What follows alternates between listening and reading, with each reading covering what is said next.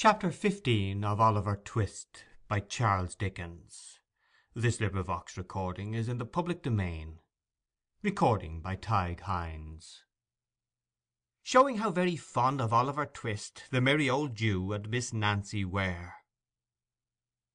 In the obscure parlour of a low public house in the filthiest part of Little Saffron Hill, a dark and gloomy den where a flaring gaslight burnt all day in the winter time, and where no ray of sun ever shone in the summer, there sat, brooding over a little pewter measure and a small glass, strongly impregnated with the smell of liquor, a man in a velveteen coat, drab shorts, half-boots, and stockings, whom even by that dim light no experienced agent of the police would have hesitated to recognise as Mr. William Sikes. At his feet sat a white-coated, red-eyed dog, who occupied himself alternately in winking at his master with both eyes at the same time, and licking a large fresh cut on one side of his mouth, which appeared to be the result of some recent conflict. "Keep quiet, you warmint! Keep quiet!" said Mr. Sikes, suddenly breaking silence. Whether his meditations were so intense as to be disturbed by the dog's winking, or whether his feelings were so wrought upon by his reflections that they required all the relief derivable from kicking an unoffending animal to allay them, is matter for argument and consideration. Whatever was the cause, the effect was a kick and a curse, bestowed upon the dog simultaneously. Dogs are not generally apt to revenge injuries inflicted upon them by their masters, but Mr. Sikes' dog, having faults of temper in common with his owner, and labouring perhaps at this moment under a powerful sense of injury, made no more ado but at once fixed his teeth into one of the half-boots. Having given it a hearty shake, he retired growling under a form, just escaping the pewter measure which Mr. Sikes levelled at his head. "You would you?" said Sikes, seizing the poker in one hand, and deliberately opening with the other a large clasp-knife, which he drew from his pocket. "Come here, you bone devil! Come here! Do you hear?" The dog no doubt heard, because Mr. Sikes spoke in the very harshest key of a very harsh voice, but appearing to entertain some unaccountable objection to having his throat cut, he remained where he was, and growled more fiercely than before, at the same time grasping the end of the poker between his teeth and biting at it like a wild beast. This resistance only infuriated Mr. Sikes the more, who, dropping on his knees, began to assail the animal most furiously.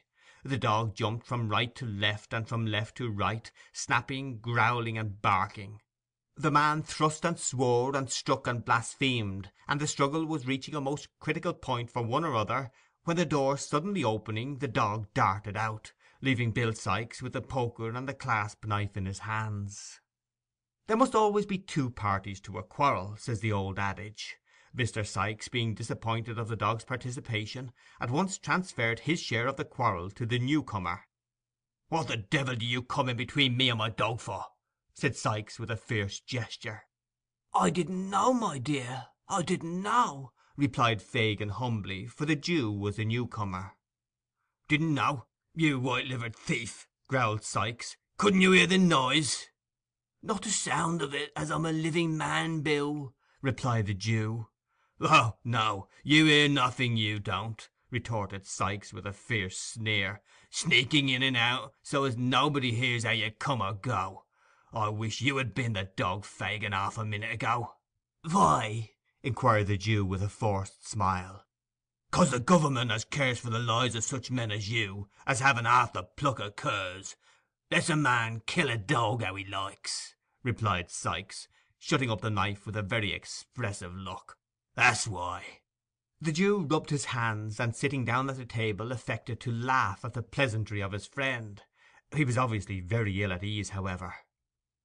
"Grin away," said Sikes, replacing the poker, and surveying him with savage contempt. "Grin away. You'll never have the laugh at me, though, unless it's behind a nightcap. I've got the upper hand over you, Fagin, and damn me, I'll keep it. There, if I go, you go, so take care of me." "Well, well, my dear," said the Jew, "I know all that. We have a mutual interest, Bill, a mutual interest." "Huh!" said Sikes, as if he thought the interest lay rather more on the Jew's side than on his. "Well, what have you got to say to me?" "It's all passed safe through the melting pot," replied Fagin, "and this is your share. It's rather more than it ought to be, my dear. But as I know you'll do me a good turn another time, and—" "Stow that gammon," interposed the robber impatiently. "Where is it? Hand over." "Yes, yes, Bill. Give me time, give me time," replied the Jew soothingly.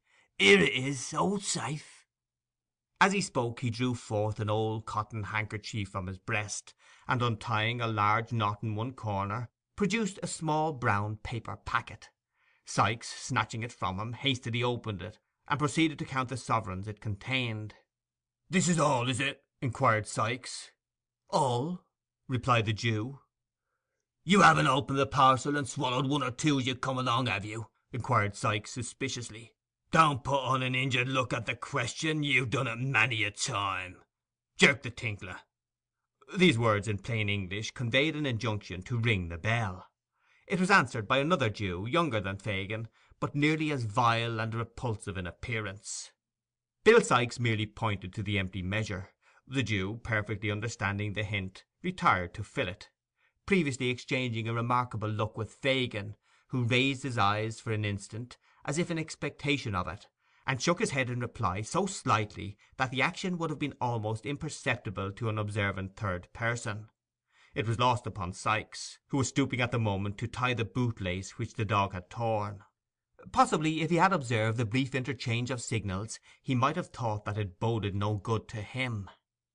"Is anybody here, Barney?" inquired Fagin, speaking, now that Sikes was looking on, without raising his eyes from the ground. "Not a soul," replied Barney, whose words, whether they came from the heart or not, made their way through the nose. "Nobody?" inquired Fagin, in a tone of surprise, which perhaps might mean that Barney was at liberty to tell the truth. "Nobody but Miss Nancy," replied Barney. "Nancy!" exclaimed Sikes. "Where? Strike me blind if I don't honour that there girl for her native talents." "She's been having a plate of boiled beef in the bar," replied Barney. "Send her here," said Sikes, pouring out a glass of liquor. "Send her here." Barney looked timidly at Fagin, as if for permission. The Jew remaining silent, and not lifting his eyes from the ground, he retired, and presently returned ushering in Nancy, who was decorated with the bonnet, apron, basket, and street-door key complete. "You are on the scent, are you, Nancy?" inquired Sikes, proffering the glass. "Yes, I am, Bill," replied the young lady, disposing of its contents. "And tired enough of it I am, too. The young brat's been ill and confined to the crib, and—" "Ah, Nancy, dear," said Fagin, looking up. Now, whether a peculiar contraction of the Jew's red eyebrows, and a half-closing of his deeply set eyes, warned Miss Nancy that she was disposed to be too communicative, is not a matter of much importance. The fact is all we care for here, and the fact is that she suddenly checked herself, and with several gracious smiles upon Mr. Sikes, turned the conversation to other matters. In about 10 minutes' time Mr. Fagin was seized with a fit of coughing, upon which Nancy pulled her shawl over her shoulders, and declared it was time to go. Mr. Sikes, finding that he was walking a short part of her way himself, expressed his intention of accompanying her, and they went away together, followed, at a little distance, by the dog, who slunk out of a back yard as soon as his master was out of sight. The Jew thrust his head out of the room door when Sikes had left it, looked after him as he walked up the passage, shook his clenched fist, muttered a deep curse, and then, with a horrible grin, reseated himself at the table, where he was soon deeply absorbed in the interesting pages of the hue and cry. Meanwhile, Oliver Twist, little dreaming that he was within so very short a distance of the merry old gentleman, was on his way to the bookstall. When he got into Clerkenwell he accidentally turned down a by-street which was not exactly in his way, but not discovering his mistake until he had got half-way down it, and knowing it must lead in the right direction, he did not think it worth while to turn back, and so marched on as quickly as he could, with the books under his arm. He was walking along, thinking how happy and contented he ought to feel, and how much he would give for only one look at poor Dick, who, starved and beaten, might be weeping bitterly at that very moment, when he was startled by a young woman screaming out very loud, "Oh, my dear brother!" And he had hardly looked up to see what the matter was, when he was stopped by having a pair of arms thrown tight around his neck. "Don't!" cried Oliver, struggling. "Let go of me. Who is it? What are you stopping me for?" The only reply to this was a great number of loud lamentations from the young woman who had embraced him, and who had a little basket and a street-door key in her hand. "Oh, my gracious!" said the young woman, "I have found him! Oh, Oliver, Oliver! Oh, you naughty boy, to make me suffer such distress on your account! Come home, dear, come! Oh, I've found him! Thank gracious goodness heavens, I've found him!" With these incoherent exclamations the young woman burst into another fit of crying, and got so dreadfully hysterical that a couple of women who came up at that moment asked a butcher's boy with a shiny head of hair anointed with suet, who was also looking on, whether he didn't think he had better run for the doctor, to which the butcher's boy, who appeared of a lounging, not to say indolent disposition, replied that he thought not. "Oh, no, no, never mind," said the young woman, grasping Oliver's hand. "I'm better now. Come home directly, you cruel boy, come." "What's the matter, ma'am?" inquired one of the women. "Oh, ma'am," replied the young woman, "he ran away near a month ago from his parents, who are hard-working and respectable people, and went and joined a set of thieves and bad characters, and almost broke his mother's heart." "Young wretch!" said one woman. "Go home, you little brute," said the other. "I am not," replied Oliver, gravely alarmed. "I don't know her. I haven't any sister, or father and mother either. I'm an orphan. I live at Pentonville." "Only hear him, how he braves it out!" cried the young woman. "Why, it's Nancy!" exclaimed Oliver, who now saw her face for the first time, and started back in irrepressible astonishment. "You see, he knows me," cried Nancy, appealing to the bystanders. "He can't help himself. Make him come home, there's good people, or he'll kill his dear mother and father and break my heart." "What the devil's this?" said a man bursting out of a beer shop, with a white dog at his heels. "Young Oliver, come home to your poor mother, you young dog. Come home directly." "I don't belong to them. I don't know them. Help, help!" cried Oliver, struggling in the man's powerful grasp. "Help!" repeated the man. "Yes, I'll help you, you young rascal. What books are these? You been stealing them, have you? Give 'em here." With these words the man tore the volumes from his grasp, and struck him on the head. "That's right," cried a looker-on from a garret window. "That's the way of bringing him to his senses." "To be sure," said a sleepy-faced carpenter, casting an approving look at the garret window.